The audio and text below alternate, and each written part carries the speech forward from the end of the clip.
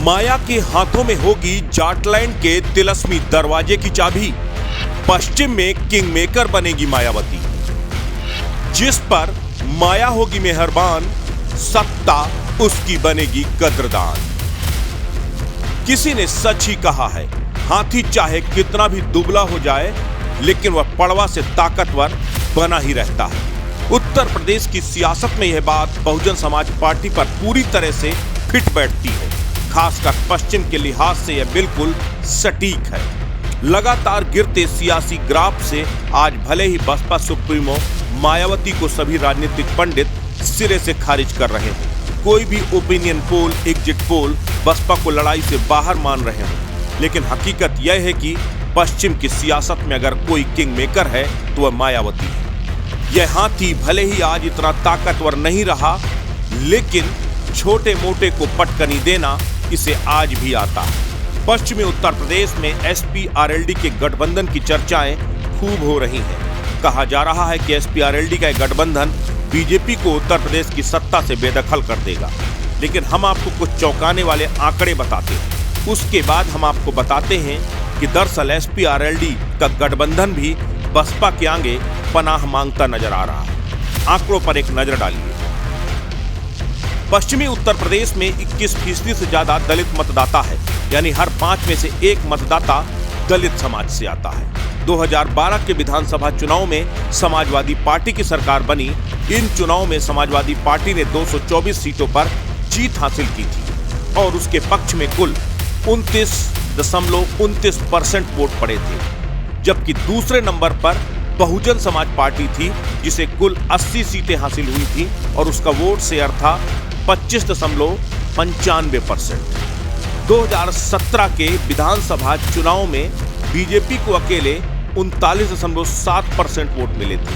उसके सहयोगी दल और अपना दल को 1% और सुभाषपा को 0.7%, यानी कुल मिलाकर 41.4% वोट बीजेपी और उसके सहयोगी दल को हासिल हुए थे।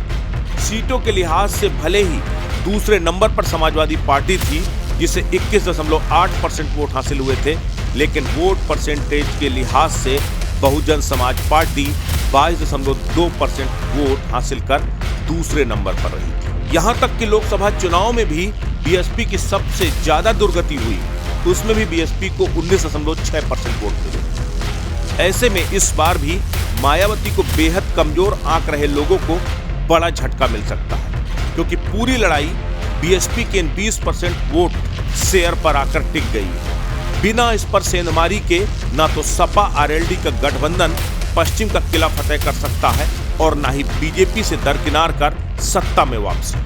यही वजह है कि पश्चिम के जाटलैंड के इस तिलस्मी दरवाजे की चाबी मायावती के हाथ में ही इस बार होने जा रही है। इसे दूसरे तरीके से आपको समझाने की कोशिश करते हैं। 2017 के विधानसभा चुनाव को आरएलडी एसपी ने अलग अलग लड़ा। अगर 2017 में मिले मत प्रतिशत को एक साथ मिला लिया जाए तो महज 23 सीटें ऐसी हैं जहां पर एक गठबंधन भाजपा को पछाड़ सकता है। लेकिन इन सीटों में बसपा ने जाट और मुस्लिम प्रत्याशियों को उतारकर भाजपा के पक्ष में माहौल बना दिया। कुछ सीटों के उदाहरण के साथ हम आपको समझाते हैं। शामली विधानसभा के 2017 के चुनाव में यह सीट भाजपा ने जीती थी। भाजपा को 70,085 वोट मिले थे, वहीं एसपी को 40,365 वोट और आरएलडी को 33,551 वोट मिले थे। ऐसे में अगर एसपी आरएलडी के वोट को जोड़ दिया जाए तो यह आंकड़ा 73,000 को पार कर जाता है, यानी भाजपा को मिले वोटों से ज्यादा हो जाता है। लेकिन इस बार इस सीट से बीएसपी ने जाट उम्मीदवार को उतारा है, जो गठबंधन को सीधे तौर पर नुकसान पहुंचाएगा। कुछ इसी तरह का हाल बुढ़ाना विधानसभा में हुआ। 2017 में भाजपा के उम्मीदवार को 97,781 वोट मिले थे, एसपी को 84,580 वोट और आरएलडी को 23,732 वोट मिले।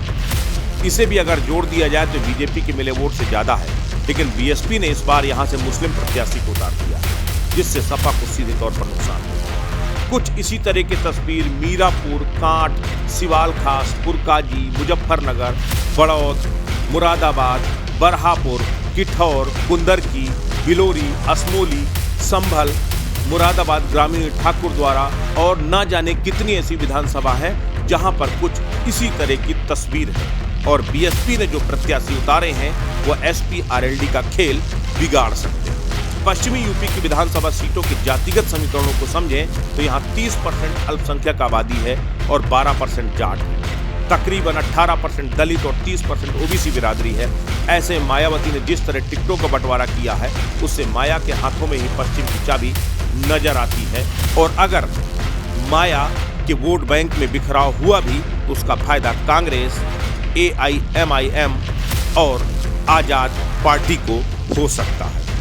ऐसे में एसपी और आरएलडी को एक एक सीट के लिए संघर्ष करना पड़ेगा। अस्तित्व न्यूज के लिए लखनऊ से प्रवीण तिवारी की रिपोर्ट।